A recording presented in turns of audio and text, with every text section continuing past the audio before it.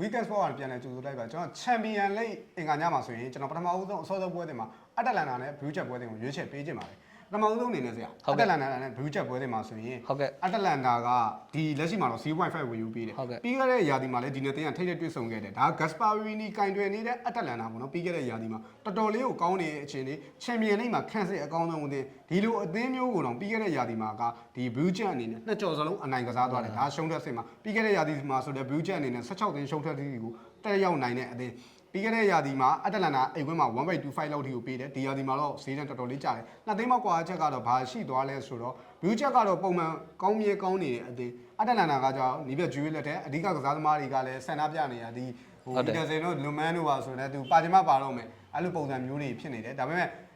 ဒီပွဲစဉ်မတိုင်ခင်ကျွန်တော်စနေနေ့မှာဆိုရင်လည်းသူအတလန်နာအနေနဲ့ဂျူပီတာနဲ့ပွဲကြီးပွဲကောင်းနှွှဲခဲ့ရတယ်ဆိုတော့ဟိုပွဲဆက်များလာတယ်များအတလန်နာကိုကျွန်တော်ကယုံကြည်ဖို့နည်းနည်းလေးခက်ခဲလာတယ်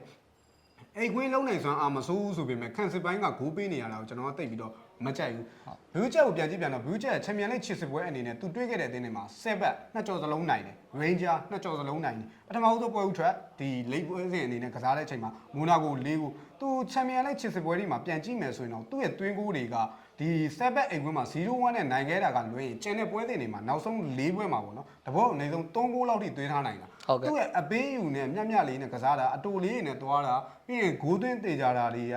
ဒီတေချာတခုကအတလန်နာအနေနဲ့အလွန်ဆုံးတည်ရည်ပဲလို့ပဲထင်တယ်ကျွန်တော်က blue jet ကိုတော်တော်လေးကြိုက်တယ်ဆရာအဲ့ဆိုဆရာရဲ့အဲ့ကအင်္ဂါညရဲ့ champion league မှာ blue jet ဆို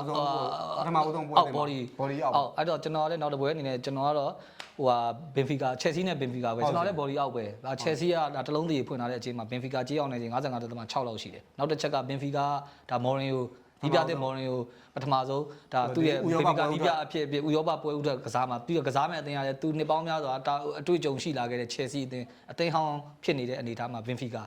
ရဲ့ဒီဥရောပအဝေးကွင်းနောက်ဆုံး9ပွဲလောက်ကြည့်ရင် Benfica ရှုံးပွဲတစ်ပွဲလောက်ပြီးကျန်တဲ့ပွဲတွေအနိုင်နဲ့တည်ပဲကစားသွားတော့တွေ့ရတယ်အဲ့တော့ဒီလိုအနေအထားမျိုးမှာမော်ရီယိုရဲ့